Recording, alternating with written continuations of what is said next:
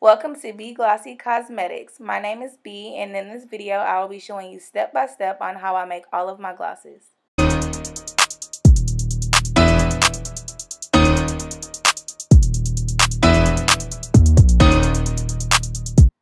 Alright beauties, so first and foremost I am sanitizing my station with alcohol because the most important step is to make sure that you are sanitary and clean. So I always come and lay a tablecloth. I actually just get these tablecloths from the dollar store, the rectangle ones, and I cut them up and I make 10 different pieces. So that way, you get more use out of one tablecloth. But I always like to put these on the table even after the table is clean, just to, for one, keep it more sanitary, and two, keep the table clean. Because if you know, you know that these glosses can get messy. So now this is the step when we come and we wash our hands. Make sure you wash your hands very thoroughly.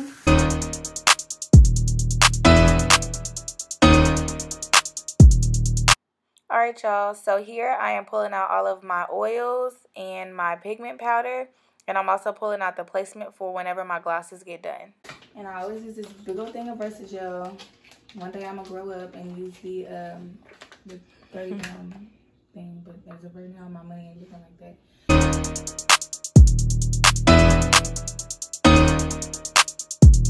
So here I have all of my stuff organized. So I'm going to go ahead and grab some gloves to put onto my clean hands. And I try to keep everything organized so that way I know where everything is, what needs to be restocked. So now I always wait till I put my gloves on to start grabbing for my things that I mix with, because you just never know. I'm going to go ahead and come here and get a brand new syringe, because we always use new syringes. I'm going to need a pipette. And for this video, I'm going to be making some wand tubes. So go ahead and pull those out. Okay, so my baby bought me this really cute apron.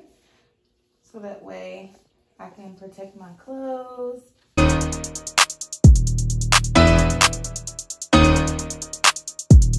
I'm going to go ahead and start melting one of my oils, one of my natural oils. And for the purpose of my business, I am not going to disclose the oils that I do use. Okay, so here for personal reasons, I like to use a warmer to warm up my oils just to make it all natural and let it gradually warm up on its own.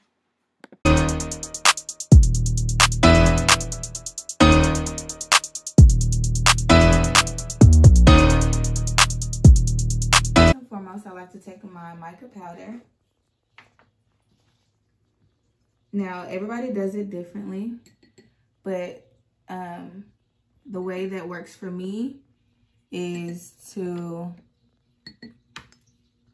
mix my mica powders.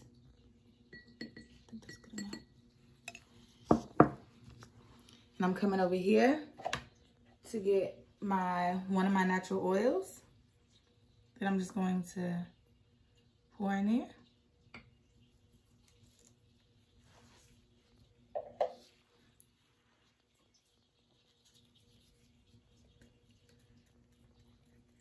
And I use this to kind of like get the clumps out of my mica powders.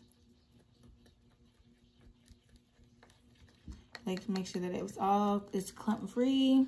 So you stir until you feel like it's good. All right, and I think that's good. So I'm gonna go ahead and set that to the side. Grab my Versagel.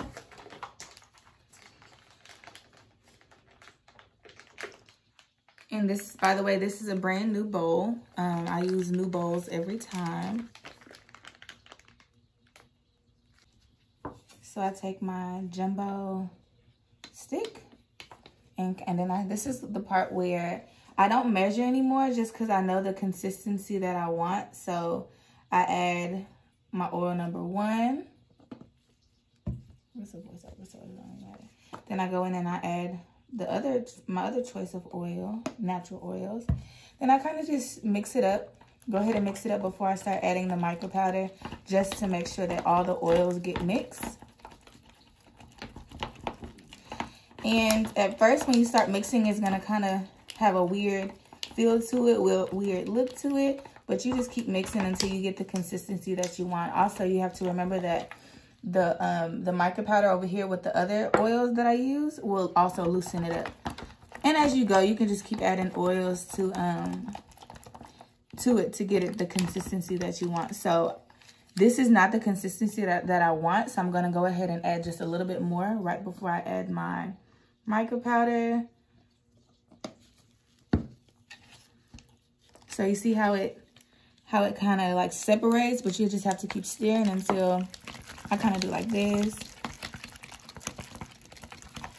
Keep stirring until you get it right. So kind of like to do this, fold it over, get it together. Okay, so that's good for right now. I'm gonna go ahead and pour in my mica powder. Try not to waste any product, because wasted product is wasted money, and we don't waste money, honey. Okay, so that's about good. Now, I will always, if this is not the color that I want, I will go in and add some more pigment. But as of right now, this looks good. So keep remembering that you have to stir, because that's the only way that you're gonna be able to blend everything together. And by the way, this video is me making one of our newest additions to the website, and it's e.l.f.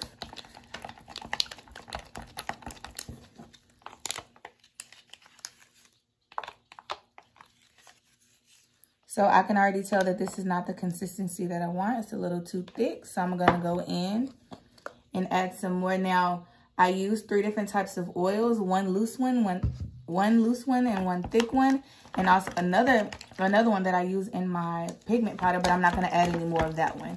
So I go in with my loosest oil to loosen up my Versagel to get it the consistency that I want. So let's see if this consistency is how I want it yet. Nope. So I'm going to go in with a little bit more oils. And keep in mind, all of these oils are natural. Still too thick. So you just keep adding until you get the consistency that you want. So I can already tell that this is probably exactly how I would want it. Now, I like to make it to where it's not too thin and not too thick, just because I don't like the clumpy feeling on the lips, nor do I like the runny feeling. So I try to make it to where it's an in-between for me, my in-between. I can't speak for everybody, but my in-between. So, you want to just keep mixing, because you don't want the separation between the oil and the pigment, or the oil and the Versagel. So as you can see, this is about the consistency that I want, where it's not too thick to where it breaks apart, and it's not too runny. This is the part of the video where, of course, I sanitize my scissors before I use them at every use. And I kind of cut my pipette just a little bit, so that way it can fit into the wand tube and also fit onto the syringe, just like so. And try to like push it up as far as you can without ripping it. So this is what it looks like. So now, this is where I use my spoon, because it's easier with the spoon, I've noticed.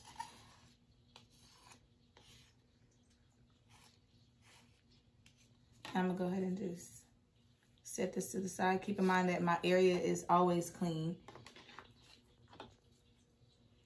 And I kind of just let it drop into the syringe.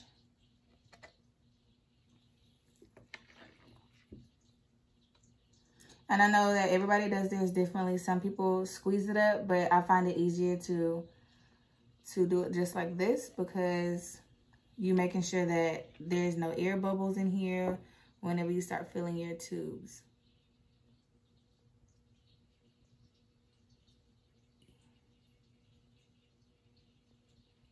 And also, I've learned by experience, don't fill the syringe all the way up because then it will be hard to press. So this will probably be my last scoop for this one for right now until I need it again. And remember, this gets messy, so, you know, it's okay to make a mess. It's bound to happen. Remember, this is that no wasted product. Yeah, this is this again. Okay. And I take my thing and I stick it in there. Be sure that when you put the syringe in, that you are very careful, because don't push it all the way into where the product is gonna come out the top, because then, you know, you're gonna have that wasted product. So this is the most satisfying part of this whole process.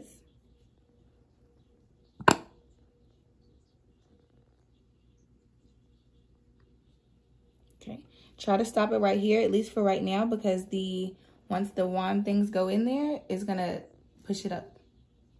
Thank you guys for watching. Be sure to subscribe to the channel and go check out e.l.f. on BeGlossyCosmetics.com.